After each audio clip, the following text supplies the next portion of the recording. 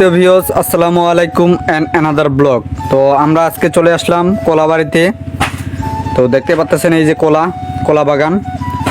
ভাই আসসালামু আলাইকুম। ওয়ালাইকুম আসসালাম। ভাই কি অবস্থা, ভালো আছেন? আলহামদুলিল্লাহ ভালো আছি। ভাই এখানে দেখতেছি ভাই কলা কতটুকু লাগাইছেন? কলা ভাই 1.5 বিঘা মাটি আছে। 1.5 বিঘা মাটি? কতগুলো চারা লাগাইছেন? 900 চারা আছে ভাই। 900?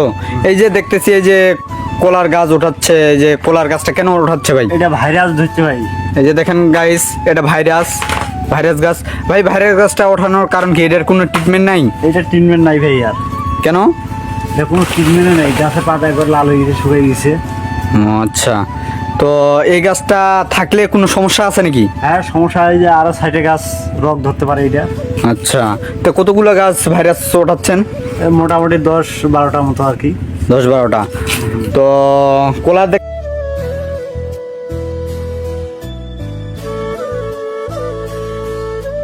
দেখতেছি ভালোই পীর বাইরে হয়েছে আর কি কলার।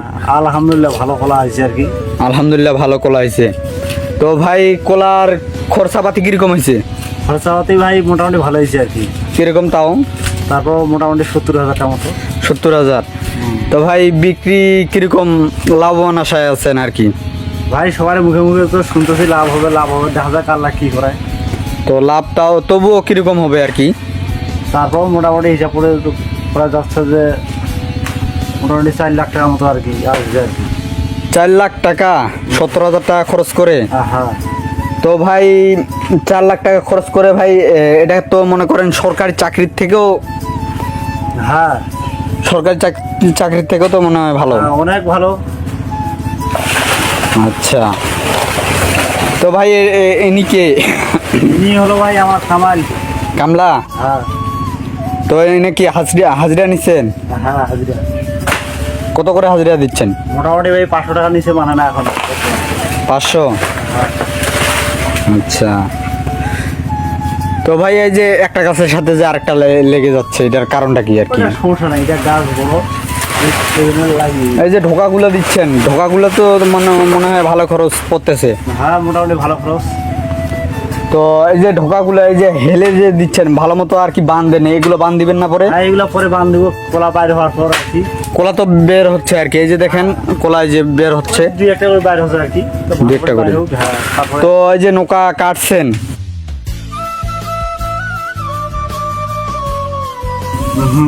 নৌকার কাটছেন, এই যে পরিচর্যাটা আর কি, এটা কেন আর কি? নৌকাটা আর তো বড় হতে পারতো আরো। না বড় করার দরকার কি আর, কারণ বড় হইলে গাছটা খাওয়া কম টানবে আর কি নৌকাটা থাকলে।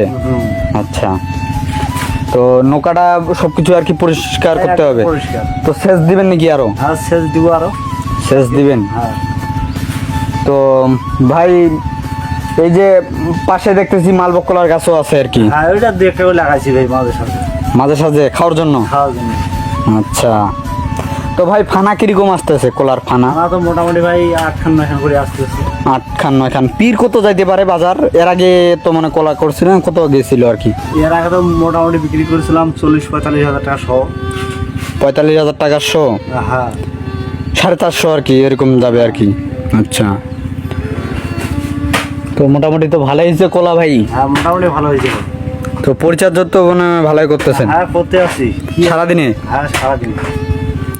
খাওয়া দাওয়া বাদ? খাওয়া দাওয়া তো অবশ্যই খাওয়া দাওয়া করতে হবে, খাওয়া দাওয়া না করলে হয় কি? ওটা তো ভাই। তো ভাই ভালো থাকেন, সুস্থ থাকেন, আল্লাহ হাফেজ, আসসালামু আলাইকুম। ওয়ালাইকুম আসসালাম।